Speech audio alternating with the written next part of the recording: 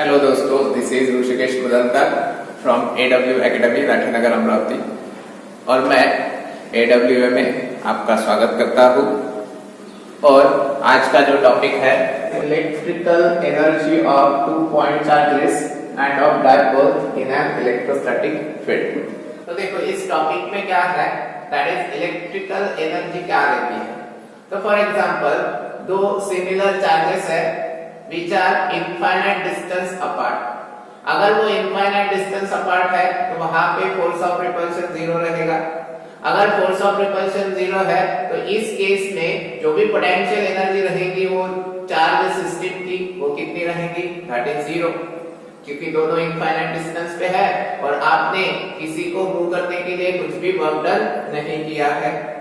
But when those charges are brought closer to one another, then आप देखो पहले case में मैंने कहा था इनफाइनाइट डिस्टेंस पे है तो फोर्स ऑफ रिपल्शन 0 है, लेकिन जैसे जैसे आप उनको क्लोजर लाते रहोगे तो वैसे वैसे वहां पे फोर्स ऑफ अट्रैक्शन क्या होगा, फोर्स ऑफ रिपल्शन क्या होगा, बढ़ेगा। अगर फोर्स ऑफ रिपल्शन बढ़ रहा है तो आपको उस फोर्स ऑफ रिपल्शन के अगेंस्ट वर्क डन करना पड़ेगा। और आपको पता है electrostatic force is a conservative force, तो इस केस में जो वर्क डन करोगे for bringing the two similar charges against one another, that work done is stored in the form of energy. That energy is called as electrostatic potential energy. तो अगर electrostatic potential energy of a system of charge अगर मेरे को define करना है तो electrostatic potential energy is nothing but the work done to bring to assemble those charges at their present location when those charges are bring from the infinite distance to their present location, that work done is stored in the form of energy. That energy is nothing but the electrostatic potential energy. अगर consider करो आपने क्या किया है कि यहाँ पे system of charges जैसे कि चार्जेस Q1, यहाँ पे Q2, यहाँ पे Q3 रखे हैं, तो इनको कहां से मूव किया, फ्रॉम इनफाइनाइट डिस्टेंस से यहाँ पे रख दिया है। तो इनको मूव करने के लिए from infinity to present location आपको क्या करना पड़ेगा, वर्क डन करना पड़ेगा against this charges. That work done gets stored in the form of energy, that energy is called as electrostatic potential energy. तो इस केस में फर्स्ट देखते हैं that is electrostatic potential energy because of 2 point charges. तो देखो potential energy of 2 point charges, तो यहां पे मैं 3 डायमेंशनल सिस्टम लेता हूं। This is x axis, this is y axis, this is z axis और एक चार्ज Q1 मैंने इंफिनिटी से इस पॉइंट पे लाया है, तो इसका position vector from the origin रहेगा दैट इज r1। ठीक है, position vector that is r1 का। अब देखो इस केस में जब मैंने फर्स्ट चार्ज को इंफिनिटी से इस पॉइंट पे at a distance r1 from origin तक लाया है तो मेरे को कुछ भी वर्क डन नहीं करना पड़ा। क्यों? क्योंकि यहाँ पे कोई भी चार्ज या इलेक्ट्रिक फील्ड नहीं है।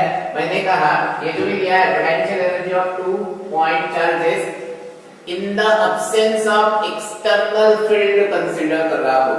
इस रीजन में एक्सटर्नल इलेक्ट्रिक फील्ड कुछ भी नहीं है, ऐसे मैंने कंसीडर किया है। तो इस केस में जब मैंने चार्ज Q1 को मूव किया from infinity to the present location, then the work done is equal to 0। क्यों वर्क डन इक्वल टू 0? क्योंकि यहाँ पे कुछ भी चार्ज का डिस्ट्रीब्यूशन नहीं है या एक्सटर्नल फील्ड अपसेट है। अगर एक्सटर्नल फील्ड रहता था तो उस केस में आपको वर्क डन करना पड़ता था और वो वर्क डन आपको यहाँ पे लिखना पड़ता था, लेकिन यहाँ पे एक्सटर्नल फील्ड नहीं कंसीडर किया है। अब देखो यहाँ पे मैं ऐसे लिख सकता हूँ दैट इज वर्क डन, किसको भी मूव किया फ्रॉम फॉर चार्ज Q1 को, ठीक है, और कहां से कहां लाया, from infinity to present location R1 equals to 0, ठीक है। अब देखो मैं क्या कहता हूं कि दूसरा चार्ज Q2 मैंने इंफिनिटी से यहाँ पे पोजीशन वेक्टर लिख रहा हूं मैं, दैट इज R2 बार, ठीक है, ये डायरेक्शन रहेगी। जब मैंने Q2 को at a distance R2 from the origin लाया तो मेरे को वर्क डन 0 करना पड़ा, या कुछ तो भी वर्क डन हुआ है इस केस में। अब देखो मैं क्या कह रहा हूँ, ये जो भी Q1 Q2 है ये सिमिलर टाइप के है, अगर सिमिलर टाइप के है तो वहां पे क्या रहेगा, फोर्स ऑफ रिपल्शन रहेगा। तो मेरे को बोलो ऑलरेडी आपने Q1 को यहाँ पे रखा है, उसको मूव करने के लिए वर्क डन 0 है, लेकिन जब मैं Q2 ला रहा हूँ at a distance R2 from the origin, तो उस केस में ये जो भी Q1 है ये क्या करेगा, इस Q2 को अपोज करेगा। क्यों अपोज करेगा, क्योंकि दोनों मैंने सिमिलर लिए है, सिमिलर टाइप के लिए है, ठीक है, दोनों पॉजिटिव है दोनों नेगेटिव। तो इस केस में मेरे को कितना वर्क डन करना पड़ेगा, ठीक है। अब देखो यहाँ पे मैं कहता हूँ कि इस Q1 से Q2 का जो डिस्टेंस है वो मैं कहता हूँ R12, क्या है, R12 इतना डिस्टेंस है, तो ये पोजीशन वेक्टर है, लेकिन इसका मैग्नीट्यूड मैं कंसीडर करूंगा क्योंकि मैं डिस्टेंस ले रहा हूँ, मैं डिस्प्लेसमेंट वेक्टर नहीं कंसीडर कर रहा हूँ। अब देखो एट चार्ज Q2 इस Q1 की वजह से कितना पोटेंशियल रहेगा, ठीक है। तो पोटेंशियल एट कौन सा, तो इस पॉइंट को कहता हूं A, इस पॉइंट को कहता हूं B, तो potential at point B due to charge Q1 is equals to कितना रहेगा, तो आपको पता है पोटेंशियल इज इक्वल टू किसके वजह से है, बिकॉज ऑफ चार्ज Q1, तो इसीलिए मैं कहूंगा Q1 अपॉन 4 पाई एप्सिलॉन 0, और यहाँ पे डिस्टेंस कितना है दोनों के बीच में, दैट इज R12, वेक्टर का मैग्नीट्यूड दैट इज R12, तो ये रहेगा दैट इज पोटेंशियल, ठीक है, किसके वजह से, बिकॉज ऑफ चार्ज Q1, कहां पे, एट पॉइंट B पे। अब देखो मेरे को क्या करना है, मेरे को वर्क डन चाहिए, क्योंकि इलेक्ट्रोस्टैटिक पोटेंशियल एनर्जी निकालने के लिए जितना वर्क डन रहेगा उतना ही वर्क डन यहाँ पे स्टोर्ड होगा in the form of potential energy, ठीक है। तो मैं करता हूँ therefore work done equals to कितना वर्क डन रहेगा, तो मैं कहूंगा ये जो भी सिस्टम ऑफ चार्जेस बनाया है, तो potential at point B due to charge Q1 into charge Q2। क्यों ऐसे, क्योंकि आपने पोटेंशियल की डेफिनेशन देखा था, work done per unit charge, आपने क्या देखा था, that is potential V equals to work done per unit charge, तो यहाँ से वर्क डन मिल जाएगा, work done equals to potential into charge, ठीक है। तो इसीलिए वर्क डन इक्वल्स टू मैं कहूंगा that is potential at point B due to charge Q1 into charge Q2। तो यहाँ पे अगर वर्क डन को डिनोट करता हूँ W से, तो मेरे को मिल जाएगा potential at point B due to charge Q1 कितना है, that is Q1 upon 4 pi epsilon 0 R12 into Q2। तो यहाँ से आपको वर्क डन मिलेगा, work done equals to Q1 Q2 upon 4 pi epsilon 0 into R12, ठीक है। This work done is stored in the form of energy called as electrostatic potential energy. Therefore, potential energy U equals to Q1 Q2 upon 4 by epsilon 0 R12। समझ में आया? यहाँ पे only आपने दो ही charge consider किए हैं। अगर दोनों पॉजिटिव है तो यहाँ पे पोटेंशियल एनर्जी पॉजिटिव आएगी, अगर एक पॉजिटिव एक नेगेटिव है तो यहाँ पे पोटेंशियल एनर्जी नेगेटिव आएगी। समझ में आया? ठीक है, देखो अभी देखा है आपने that is potential energy of 2 point charges.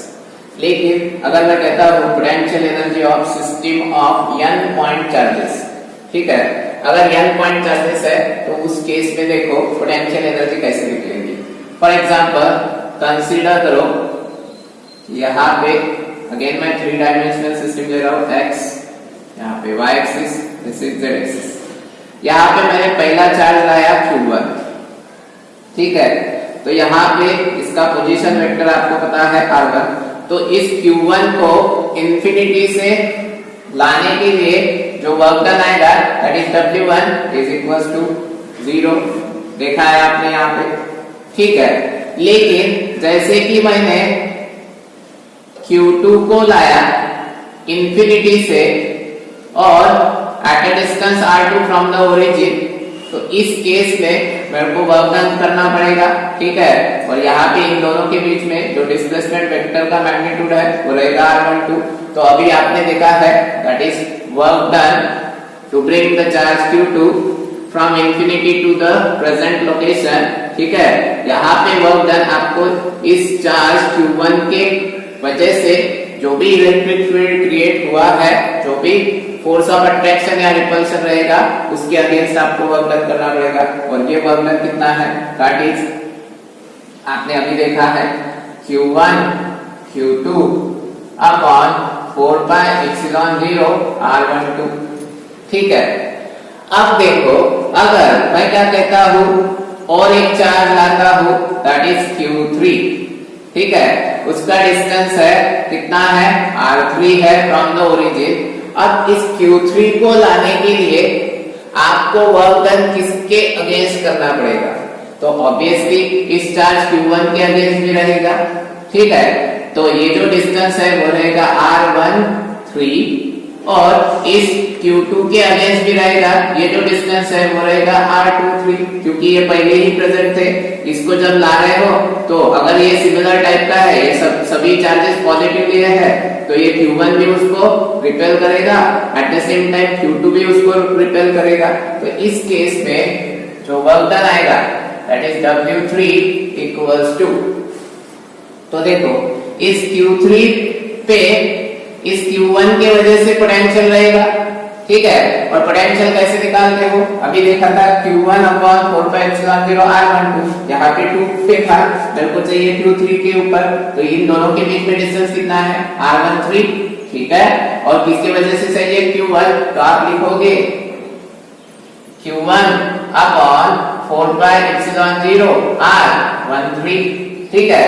और वर्क डन w3 चाहिए, ठीक है, तो पोटेंशियल ड्यू टू किसके वजह से हो गया ये, that is because of charge q1, ठीक है।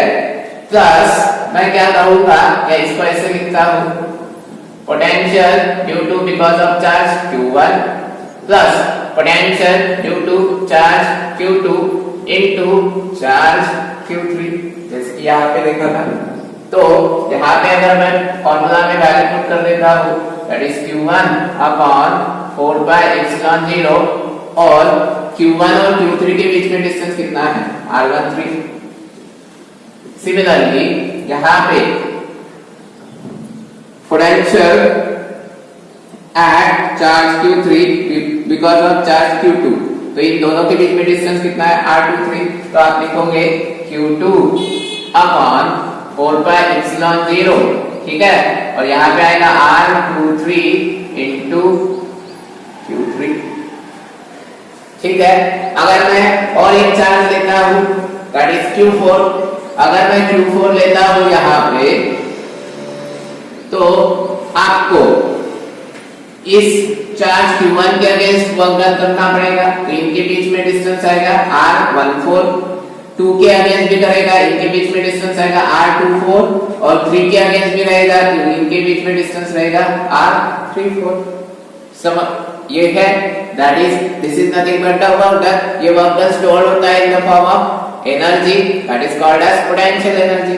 तो वो फाइंड करने के लिए देखो यहां से मैं जनरलाइज फार्मूला बनाता हूं that is potential energy of n charge system equals to 1/4 pi epsilon 0 summation due to all pairs qi qj upon rij। ठीक है, तो ये रहेगा दैट इज पोटेंशियल एनर्जी का formula because of n point charges. ठीक है, अगर मैं यहाँ पे कहता हूँ फॉर एग्जांपल देखो ये चार्ज है q1, ये चार्ज है q2, ये चार्ज है q3 और ये चार्ज है q4। ठीक है, तो देखो अगर इस टाइप का फॉर्मूला बनाना है तो कैसे बनाओगे? तो देखो फर्स्ट का सेकंड के साथ r12, फर्स्ट का थर्ड के साथ r13, फर्स्ट का फोर्थ के साथ r14। ठीक है, सेकंड का थर्ड के साथ दैट इज r23, सेकंड का फोर्थ के साथ दैट इज r24 और थर्ड का फोर्थ के साथ दैट इज r34। तो इस केस में अगर पोटेंशियल एनर्जी चाहिए तो देखो यहाँ पे आपको first second first third first fourth ये आएंगे 3। ठीक है, उसके बाद में सेकंड थर्ड सेकंड फोर्थ ये आएंगे 2, यानी पहले 3 और ये 2 5 और थर्ड और फोर्थ के बीच में एक दैट इज 6। तो यहाँ पे 6 टर्म्स आएंगी। अगर 4 चार्जेस दिए हैं तो उस केस में पोटेंशियल एनर्जी ऑफ सिस्टम निकालना है तो टोटल टर्म कितने आएंगी? 6। ठीक है, जैसे कि 1 to 2, 2 to 3, 3 to 4, 1 to 4, 1 to 3 और 2 to 4, ऐसे टोटल कितने आएंगे? दैट इज 6 टर्म्स आएंगे। तो ये आपको मैन्युअली करके देखना पड़ेगा तभी जाके ये समझ में आएगा। अगर यहाँ पे फॉर्मूला लिखना है इस केस में तो पोटेंशियल एनर्जी का फॉर्मूला देखो समेशन 1/4 pi epsilon 0। अब देखो एक एक पेयर ट्रीट करना। ये पहली pair that is q1 q2 upon distance कितना है r12 प्लस दूसरी पेयर फर्स्ट और थर्ड की q1 q3 अपॉन डिस्टेंस है r13, ये सेकंड टर्म हो गई प्लस ये नेक्स्ट पेयर कंसीडर कर रहा हूं q1 q4 upon r14 plus ये 3 हो गए। अब देखो सेकंड पे आता हूं, सेकंड की फर्स्ट के साथ ऑलरेडी हो गई है, सेकंड की थर्ड के साथ तो q2 q3 upon r23 plus second की फोर्थ के साथ that is q2 q4 upon कितना रहेगा दैट इज r24 और लास्ट बचेगी थर्ड और फोर्थ के बीच में that is q3 q4 upon r34। Potential energy of 4 charge system. अगर 4 चार्जेस है तो उस केस में देखो पेयर कैसे बनाए 1 to 2 q1 q2 r12, 1 to 3 that is q1 q3 r13, 1 to 4 q1 q4 r14, sorry यहाँ पे 4 चाहिए। ठीक है, सिमिलरली ये हो गया 2 to 3 इनके बीच में तो q2 q3 r23, 2 और 4 के बीच में q2 q4 r24 और थर्ड और फोर्थ के बीच में q3 q4 r34।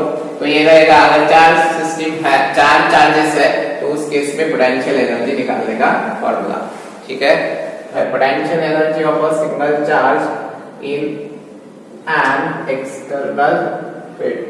ठीक है, एक्सटर्नल फील्ड के अंदर पोटेंशियल एनर्जी क्या रहेगी? अब तक आपने जो भी पोटेंशियल एनर्जी का कैलकुलेशन इसके पहले वाले वीडियो में देखा है वहां पे मैंने स्पेसिफाई किया था कि एक्सटर्नल फील्ड 0 है, लेकिन अगर यहाँ पे एक्सटर्नल फील्ड है तो उस केस में पोटेंशियल एनर्जी कितना रहेगा? आपने देखा था जब सिंगल चार्ज लेते हो और एक्सटर्नल फील्ड नहीं है तो तो वर्क डन कितना आता था 0 और उस केस में पोटेंशियल एनर्जी 0 आती थी। लेकिन अगर एक्सटर्नल फील्ड ऑलरेडी प्रेजेंट है, ठीक है, और उस केस में आपको जो भी पॉजिटिव चार्ज है वो इंफिनिटी से प्रेजेंट लोकेशन तक ला रहे हो, तो उस केस में पोटेंशियल एनर्जी कितना होगा ये मेरे को फाइंड करना है। ठीक है, अब देखो जैसे कि कंसीडर करो यहां पे ये इलेक्ट्रिक फील्ड स्ट्रेंथ है दैट इज E, ठीक है। अब ये जो भी E है एक्सटर्नल इलेक्ट्रिक फील्ड है, इसका सोर्स मेरे को पता हो भी सकता है नहीं भी हो सकता है, लेकिन मेरे को इस E की स्ट्रेंथ E कितना है ये पता है, लेकिन किसके वजह से है ये मेरे को पता नहीं है। ठीक है, इसका सोर्स में भी प्रेजेंट रह सकता है और प्रेजेंट नहीं भी रह सकता है, आपको पता हो या मत हो, लेकिन आपको इलेक्ट्रिक फील्ड की स्ट्रेंथ कितना है ये आपको पता होना चाहिए। ठीक है, अब अगर ये एक्सटर्नल इलेक्ट्रिक फील्ड है तो इस केस में यहाँ पे पोटेंशियल भी रहेगा, और मैं ये नहीं कंसीडर कर रहा हूँ इस ये जो भी E है ये यूनिफॉर्म है, ये यूनिफॉर्म रह सकता है या नॉन यूनिफॉर्म भी रहे। ठीक है, तो मैं कंसीडर कर रहा हूँ this electric field is non uniform, यानी इसकी स्ट्रेंथ चेंज हो रही है विद रिस्पेक्ट टू पोजीशन। अब अगर ये इलेक्ट्रिक फील्ड है तो इस रीजन में इलेक्ट्रिक पोटेंशियल भी रहेगा, ठीक है, और वो भी पोटेंशियल क्या होगा with respect to position change होगा। ठीक है, अब देखो यहाँ पे मैंने क्या कहा कि एक चार्ज Q फ्रॉम इंफिनिटी से यहाँ पे लाके छोड़ दिया है, कहां से लाया from infinity to the present location. अब देखो ये जो भी चार्ज Q लिया है it is very small charge, और इस स्मॉल चार्ज की वजह से ये जो भी इलेक्ट्रिक फील्ड की स्ट्रेंथ है वो चेंज नहीं हो रही है। एट द सेम टाइम यहाँ पे जो पोटेंशियल है वो भी चेंज नहीं होगा, क्योंकि ये चार्ज मैंने कंसीडर किया है वेरी स्मॉल। अब देखो कंसीडर करो यहाँ पे इस पॉइंट पे जहां पे मैंने चार्ज Q को रखा है और कहां से लाया from infinity to the present location, इस प्रेजेंट लोकेशन की जो वैल्यू है कंसीडर करो फ्रॉम द ओरिजिन, मैं कंसीडर करता हूं R1, ठीक है, कहां से फ्रॉम द ओरिजिन। तो मैंने कहा कि ये इलेक्ट्रिक फील्ड यहाँ पे है और ये यूनिफॉर्म रहेगा नॉन यूनिफॉर्म रहेगा कुछ भी रह सकता है। अब मैंने कंसीडर किया था कि ये नॉन यूनिफॉर्म है, तो यहाँ पे जो पोटेंशियल रहेगा इस फील्ड की वजह से वो भी with respect to position change हो रहा है। तो कंसीडर करो पॉइंट ए पे जो पोटेंशियल है उस पॉइंट ए का potential that is VA is nothing but the VR1, ठीक है। Potential at point A that is nothing but the VR1, ये किसकी वजह से है बिकॉज ऑफ एक्सटर्नल फील्ड, ठीक है। अगर इस केस में मेरे को पोटेंशियल एनर्जी चाहिए तो वो कैसे निकालोगे, तो कौन से चार्ज को मूव किया, Q चार्ज को मूव किया, कहां से मूव किया from infinity to present location. तो इस केस में जो वर्क डन रहेगा that work done is equal to the क्या रहेगा that is potential at point A because of external field. तो मैं कहूंगा potential at point A due to external field E into charge Q। तो मेरे को बोलो work done equals to potential at point A due to external field E कितना है that is VR1 into charge कितना है that is Q। This work done is stored in the form of potential energy, therefore potential energy equals to VR1 into Q, ठीक है। तो यहाँ पे कितना चार्ज लिया, एक ही चार्ज लिया है और इस एक ही चार्ज को इंफिनिटी से प्रेजेंट लोकेशन पे लाया है और ये पॉजिटिव चार्ज लिया है जिसको इंफिनिटी से प्रेजेंट लोकेशन तक मूव किया है इन एन एक्सटर्नल फील्ड। तो यहाँ पे potential energy at that point is given by VR1 into Q। ठीक है, अब देखो यहां पे कंसीडर करो कि एक चार्ज की जगह दो चार्जेस है, that is potential energy of system of two charges in an external field। ठीक है, एक्सटर्नल फील्ड कंसीडर करो E। अब देखो यहां पे कंसीडर करो एक्सटर्नल फील्ड E है, ठीक है, और मैं क्या कह रहा हूं, एक चार्ज Q1 को इंफिनिटी से प्रेजेंट लोकेशन पॉइंट A पे लाया और पोजीशन वेक्टर इस पॉइंट A का फ्रॉम ओरिजिन कितना है, तो ये r1 डिस्टेंस पे है। ठीक है, या r1 बार लिखा पोजीशन वेक्टर।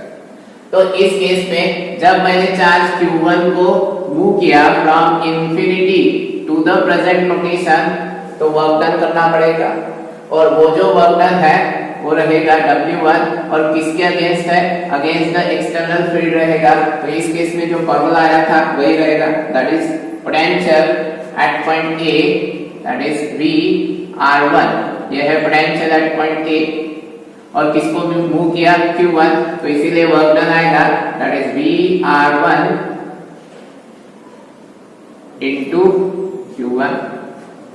ठीक है, कितने चार्ज को मूव किया, सिंगल चार्ज को मूव किया, कहां से लाया, from infinity to the present location in an external field. और सिमिलरली ये जो भी चार्जेस कंसीडर कर रहा हो इस केस में भी, वो भी स्मॉल चार्जेस है, और उस चार्जेस का जो फील्ड रहेगा वो फील्ड इस एक्सटर्नल फील्ड के ऊपर कुछ भी इफेक्ट नहीं करेगा। ठीक है, तो अब कंसीडर करो second charge Q2 from infinity से प्रेजेंट लोकेशन B पे लाया है। ठीक है, यहाँ पे है Q2 और इसका पोजीशन वेक्टर ये है R2। अब देखो मैं क्या कह रहा हूं, आपने इंफिनिटी से Q2 को मूव किया और प्रेजेंट लोकेशन B पे रख दिया है। ठीक है, तो इस केस में अगेंस्ट आपको वर्क डन करना पड़ेगा। ठीक है, लेकिन वर्क डन कौन सा, तो एक तो एक्सटर्नल फील्ड के अगेंस्ट, और एट द सेम टाइम ये जो भी चार्ज Q1 ऑलरेडी प्रेजेंट है A पे, इसके अगेंस्ट भी वर्क डन करना पड़ेगा। तो इसीलिए मैं क्या करूंगा, that is work done to bring the charge B। तो इसको मैं कहता हूं, यहाँ पे इसको मैंने वर्क डन 1 की जगह मैं कहता हूं WA। ठीक है, जो Q1 चार्ज को मूव किया, या सिंपल मैं कहता हूं work done to move the charge Q1 from infinity to point A। Similarly work done to move charge Q2 from infinity to point B is equal to, अब एक रहेगा that is एक work done किसकी वजह से, because of external field. तो यहाँ पे पॉइंट B पे जो पोटेंशियल है उसको मैं कहूंगा VR2। ठीक है, तो इसीलिए आपको मैंने कहा कि work done against external field plus work done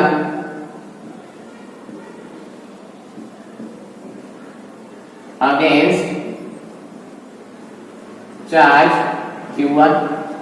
तो work done against external field कितना आएगा, तो ये कैसे, तो पोटेंशियल एट पॉइंट B कितना लिया है, दैट इज VR2, और ये पोटेंशियल चेंज होता है। ठीक है, with respect to position, into charge कौन सा है, दैट इज Q2। ये हो गया फर्स्ट वर्क डन, प्लस अब देखो work done against charge Q1 अगर ये निकालना है, तो इनके बीच में जो डिस्प्लेसमेंट वेक्टर रहेगा उसका मैग्नीट्यूड R12।